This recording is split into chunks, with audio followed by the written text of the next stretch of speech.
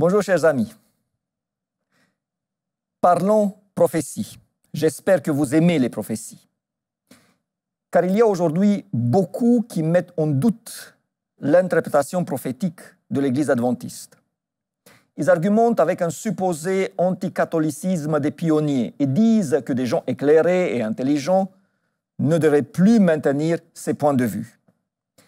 Je vous invite à voir une prophétie dont l'interprétation est des plus emblématiques. Apocalypse 13, 11. Puis je vis monter de la terre une autre bête qui avait 2 cornes semblables à celles d'un agneau et qui parlait comme un dragon. Les pionniers de l'Église adventiste ont identifié très vite, derrière ce symbole, derrière cette deuxième bête, les États-Unis de l'Amérique. À un moment où ce pays était relativement faible politiquement et économiquement, où il était le symbole de la liberté religieuse et de la liberté tout court, ils ont dit que les États-Unis deviendront la nation la plus puissante et qu'ils se transformeront en une puissance persécutrice. Qu'il s'agit de la nation la plus puissante ne reste plus à prouver. C'est une réalité et depuis longtemps déjà. Mais ne s'agit-il pas de l'État qui incarne le bien, qui a pris de sang à sauver 2 fois l'Europe, qui est le berceau de la démocratie, celui qui incarne cette forme de gouvernement et la soutient partout dans le monde? Ne s'agit-il pas de cet État qui est le plus redouté et haï par ceux qui forment les axes du mal comme la Russie, la Chine, l'Iran? Ce à quoi j'attire l'attention est que d'un coup, avec la bonne personne à sa tête, cette nation se transforme en quelque chose d'autre. Et cela sous nos yeux. Et même si je vais parler de lui, et même si mon opinion personnelle concernant son caractère et sa personnalité n'a rien de flatteur, le problème n'est pas Trump.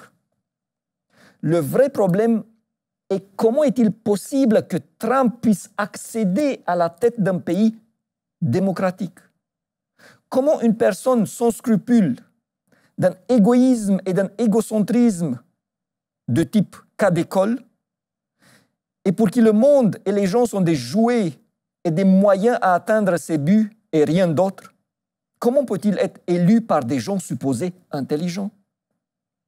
Il y a plusieurs phénomènes très intéressants et qui méritent une réflexion approfondie, comme celui que les citoyens des pays démocratiques les plus riches aujourd'hui sont de plus en plus mécontents et qui sont de plus en plus prêts d'aller vers les extrêmes, vers des partis et des personnes qui font tout simplement peur et parfois avec une ardeur digne d'une cause meilleure. Sauf que ce n'est pas le sujet d'aujourd'hui. Ce que je mets en évidence aujourd'hui est que les gens sont de plus en plus prêts à voter et à suivre des personnes qui ont un caractère, un comportement, un langage, j'ose dire, monstrueux. Quelques exemples concrets que vous connaissez probablement. Le Parisien du 9 janvier 2025 écrit sur sa une « Donald Trump et Elon Musk, jusqu'où iront-ils » L'article principal ce jour porte le titre « Les nouveaux maîtres du monde » et un sous-titre sur la même page dit « Une volonté de changer les règles internationales ». Avant d'avancer, de quelles règles s'agit-il? Du fait qu'on respecte et collabore avec ses amis, que les droits de l'homme sont importants, qu'on est dans le camp du bien, etc. Ce n'est plus le cas, dit un journal sérieux. Il ne s'agit plus d'un agneau. La manière de licencier des personnes avec une simple écriture sans se soucier des règles et des gens montre déjà le caractère du président américain. La manière de parler de la Groenland, du Canada, de la bande de Gaza, c'est le langage de Poutine, le langage d'un dictateur. C'est tout simplement la loi du plus fort. Et il ne faut pas oublier comment ce monsieur Trump est capable de créer sa propre réalité parallèle qui n'a rien à voir avec la vraie réalité et comment il est suivi comme un prophète dans ce sens. Oui, mais il est en guerre contre le wokisme, contre la théorie du genre, contre la diversité, contre le transgénérisme. Oui, et Hitler était bien végétarien. Le fait que quelqu'un a avec moi des points et des idées, des croyances en commun, ne devrait pas m'aveugler. Ce qui compte est la somme, ce qui compte est la direction générale. Et aujourd'hui, les États-Unis se dirigent tout droit vers une dictature mondiale qui impose à tous sa volonté, qui ne tienne pas compte des faibles, qui ne tienne pas compte des amis. Oui, pour le moment, il ne s'agit pas d'une persécution religieuse. Mais peut quelqu'un parmi ceux et celles qui nous écoutent avoir encore des doutes par rapport à la possibilité que cela puisse arriver?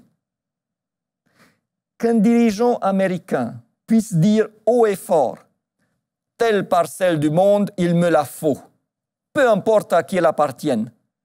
On aurait prédit ça 10 ans en arrière, vous auriez demandé si la personne n'a pas trop bu. S'il est capable, M. Trump, aujourd'hui, de dire cela, comment douter de la possibilité d'une persécution religieuse plus tard?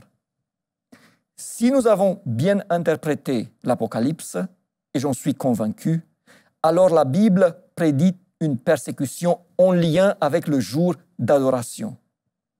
Quand cela commencera, je ne peux pas et je ne veux pas le prédire. Mais aveugle celui qui ne reconnaît pas que cela avance dans cette direction. Puis je vis monter de la terre une autre bête qui avait 2 cornes semblables à celles d'un agneau et qui parlait comme un dragon. Mes amis, les prophéties bibliques sont en train de s'accomplir sous nos yeux.